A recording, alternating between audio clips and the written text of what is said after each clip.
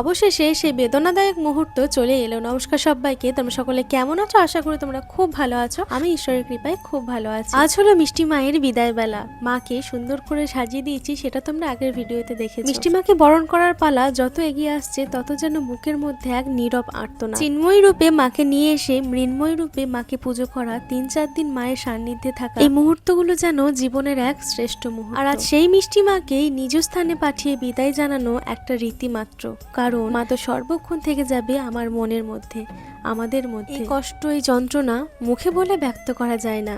যারা দেবী প্রতিমাকে মায়ের মতো ভালোবাসে এবং নিজের ছোট্ট সন্তানের মতো মায়ের কাছে আদর যত্ন খুঁজে নেয়, তারাই বোঝে বিদায়ের যন্ত্রণা কতটা প্রগাঢ়। আমার মিষ্টি মায়ের মুখের মিষ্টি হাসি, শিশুসুলভ দৃষ্টি কোথায় যেন আজ মিলিয়ে গেছে। এই সময়ে হাসি মুখে হাজারবার মিষ্টি মায়ের মুখের সামনে গেলেও মায়ের মুখ যেন অভিমানে ভার হয়ে আছে। আর আজ মিষ্টি মায়ের মুখের এই পরিবর্তন শুধুমাত্র আমি নই, এই বিদায় অনুষ্ঠানে যারা যারা উপস্থিত ছিল সকলের চোখে ধরা পড়েছে। সকলের মুখে একটাই কথা, মায়ের চোখ থেকে জল গড়ালেই হয়। শান্ত মৃদু সরস্বতী মায়ের মুখে যেন আজ উগ্রদেবী দুর্গার ছাপ ফুটে উঠেছে। আমরা সবাই মিলে একে একে মিষ্টি মাকে বরণ করলাম এবং গত বছরের মতো এবছরও মিষ্টি মায়ের মেয়েরা মিলে নাচালাম। সন্তান খুশি থাকলে মা সর্বদা খুশি থাকে, সন্তান হাসলে মাও হাসে। তাই হাসি মুখে মাকে বিদায় জানানোটা আমাদের দায়িত্ব।